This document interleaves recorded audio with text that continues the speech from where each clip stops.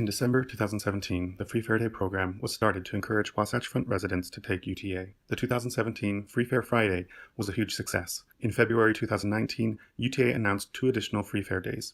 These 2 free rides attracted an extra 20,000 passengers the first day and 29,000 on the second. We set out to create a reliable model of the program's effect on air quality and to identify which locations may be most impacted by the program.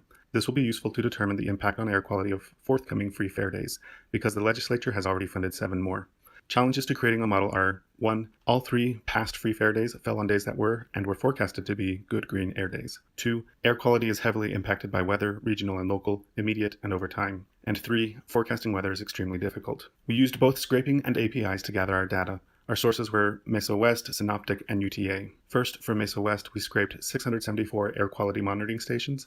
That data is captured in the first 5 columns of this table. Regex then pulled our station IDs, and API calls got us our latitude, longitude, elevation, and distance to the closest UTA stop. We focused on 589 stations that were less than 50 miles from a UTA station. Most monitoring stations did not also provide weather data, so we pulled the closest weather station IDs, shown in the index of this table, and calculated the distance between 239 weather stations and our 589 air quality stations. We downloaded 2 years of data, about 24 million air quality readings. Our weather stations did not all provide all the weather values we were looking for, so we used the calculated distance table to find the closest stations with the values of interest.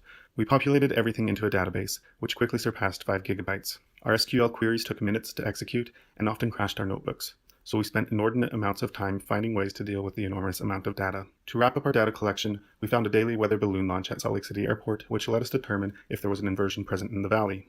We were able to run a portion of our data through a neural network. Our training set was 73,000 vectors, and our test set was 24,000 vectors. Our vector length was 46, including instantaneous and windowed mean weather readings, an inversion indication, and 1 hot vectors for hour of the day and day of the week.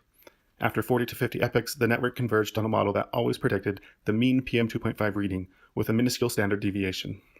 An ARIMA time series model could do better, but depended heavily on PM2.5 readings from the last hour, so it wouldn't be useful in showing the effect of a day of free UTA.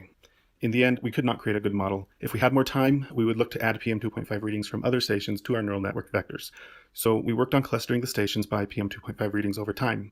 We took 2 approaches. One was with raw PM2.5 readings, and another with deviations from current mean over time.